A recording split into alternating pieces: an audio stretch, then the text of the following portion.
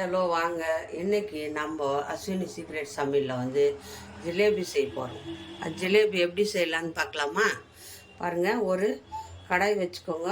கடாயில் நம்ம பாவு பண்ணிக்கலாம். ஃபஸ்ட்டு ஒரு கப்பு 2 கப்பு சர்க்கரை போட்டுக்கோங்க.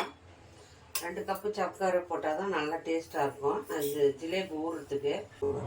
பாருங்கள், 1 கப்பு சர்க்கரை போட்டோம். 2 கப்பு சர்க்கரை போடணும். 2 கப்பு சர்க்கரை, 1 கப்பு தண்ணி ஊற்றிக்கோங்க. ஜிலேபி ஊறணும். அதுக்காக 1 கப்பு மாவுக்கு நம்ம ஜீரா வந்து நிறைய காய்ச்சிக்கணும். அப்போ தான் அது ஊறுறதுக்கு நல்லாயிருக்கும். பாருங்கள், 1 கப்பு 2 கப்பு சர்க்கரை, 1 கப்பு தண்ணி ஊற்றிக்கோங்க. ஜீரா பண்ணிக்கலாமா? ஸ்டவ் பற்ற வச்சுருங்க, ஜீரா ஆகட்டும். பாருங்கள், சர்க்கரை பாவு பண்ணிக்கணும். ரொம்ப ஈஸியாக ஸ்லோவாக 10 நிமிஷத்தில் நம்ம ஜிலேபி ரெடி பண்ணிடலாங்க. ரொம்ப கஷ்டமே இல்லை. இது எப்படி பண்ணுறது பாருங்கள்.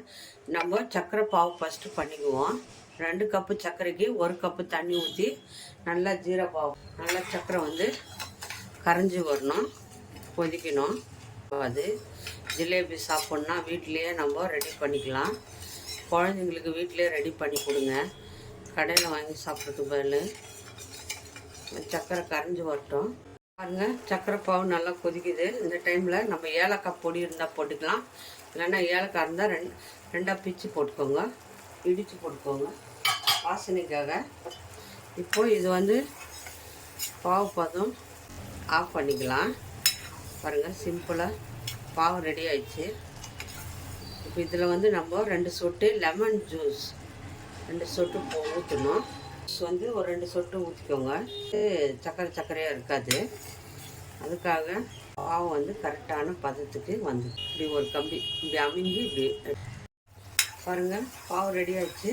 இப்போ நம்ம லெமன் வந்து நான் 2 ட்ராப்ஸு இது கிளாஸில் எடுத்து வச்சுக்கிறேன். அதை ஊற்றிக்கோங்க. அதை ஊற்றிட்டு நல்லா ஒரு 2 ட்ராப்ஸு, அவ்வளோதாங்க, ரொம்ப வேண்டாம், அவ்வளோதான். இது வந்து இது ஆகக்கூடாது, கெட்டி ஆகக்கூடாதுனாங்க நம்ம லெமன் போடுறோம். நீங்கள் 2 சொட்டு லெமன் லைட்டாக சூடாகவே இருக்கட்டும். அதுக்குள்ளே ஜிலேபி எப்படி பண்ணுறது பார்க்கணும். அகலமான பாத்திரம் எடுத்துக்கோங்க. அதில் நம்ம சர்க்கரை எடுத்தோம் இல்லையா, அதே கப்பில் 1.5 கப்பு மைதா எடுத்துக்கோங்க. 1.5 கப்பு மைதா மாவு எடுத்துக்கோங்க. மைதா மாவு எடுத்துட்டு அதில் நல்லா புளிச்ச தயிர், நல்லா புளிப்பாக இருக்கிற தயிர் 3/4 கப் எடுத்துக்கோங்க. கலருக்கு கொஞ்சோண்டு கலர் கேசரி பவுடர் போட்டுக்கோங்க.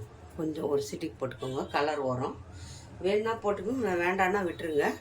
இது கலர் போட்டால் தான் நல்லாயிருக்கும். அதுக்காக நான் கட்டிகள் இல்லாமல் இதை கொஞ்சம் கொஞ்சமாக தண்ணி ஊற்றி நம்ம தோசை மாவு பதத்துக்கு இது கரைச்சிக்கணும். கொஞ்சம் கொஞ்சமாக தண்ணி ஊற்றி தோசை மாவு பதத்துக்கு இதை நல்லா கரைச்சிக்கணும். சிம்பிளாக வீட்டிலே பண்ணிடலாங்க. இது ரொம்ப கஷ்டமான வேலை இல்லை.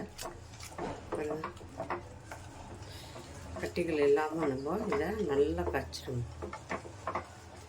கொஞ்சம் கொஞ்சமாக தண்ணி ஊற்றி சிம்பிளாக குயிக்காக பண்ணலாம். இது கஷ்டமான வேலையே இல்லைங்க. ஏன்னா மைதா மாவு செஞ்சால் சில பேருக்கு பிடிக்காது. என்றைக்கும் ஒரு நாள் சாப்பிட்லாம் மைதா மாவு. அது ஒன்றும் நம்ம வீட்டில் தான் செய்கிறோம். அது ஒன்றும் இதாகாது. டெய்லி சாப்பிட்டா தான் ப்ராப்ளம். என்றைக்கும் ஒரு நாள் 1 2 சாப்பிட்றதுல ஒன்றும் ஆகாது.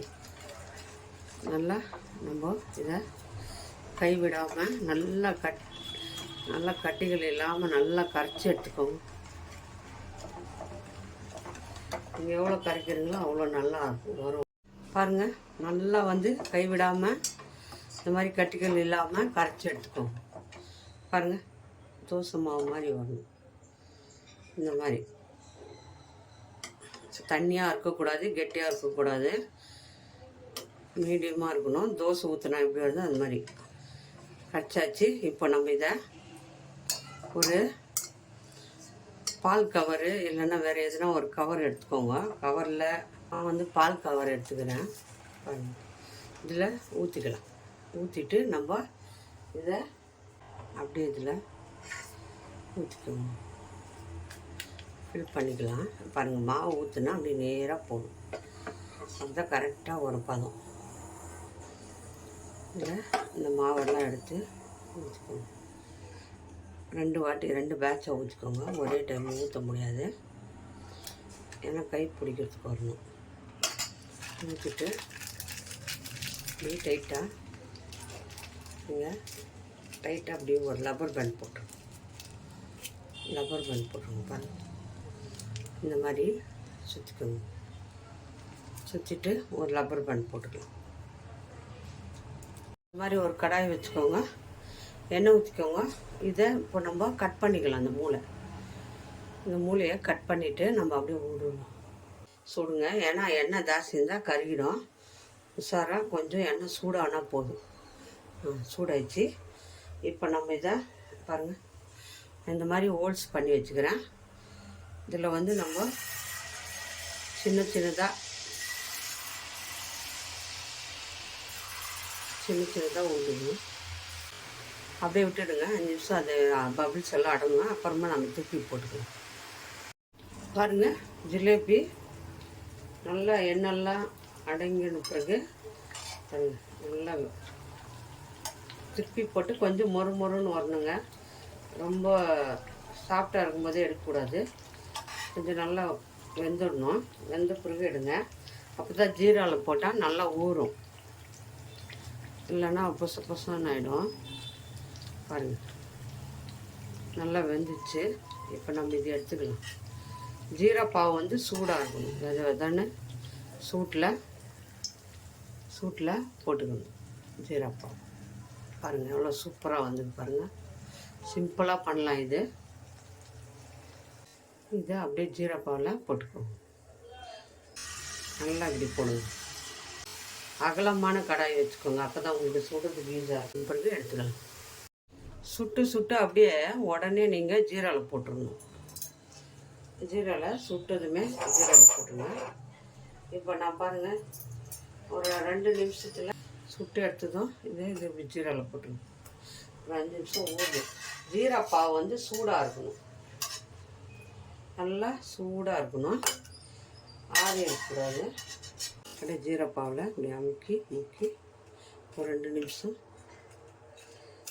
ஊற வச்சுக்க. 2 நிமிஷம் ஊறினா போதும், ரொம்ப நேரம் ஊற வேண்டாம். ஜீரா பாவு அவ்வளோதான், ஊற வச்சு எடுத்துக்கோங்க.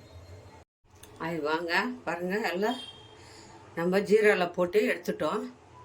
ஜிலேபி சூப்பராக வந்து ஜிலேபி பாருங்கள், சிம்பிளாக ஜூஸியாக இருக்குது பாருங்கள். அப்படி ஜூஸியாக இருக்குது, நல்லா டேஸ்டியாகவும் இருக்குது பாருங்கள். ரொம்ப டேஸ்டியாக வந்துக்குது இந்த ஜிலேபி. யாருக்கு பிடிக்குமோ, ஜிலேபி பிடிக்கிறவங்க லைக் பண்ணுங்கள், ஷேர் பண்ணுங்கள், அஸ்வின் சீக்ரெட்டை சர்ப்ரைஸ் பண்ணுங்கள். சூப்பர் டேஸ்ட்டாக வந்துக்குது.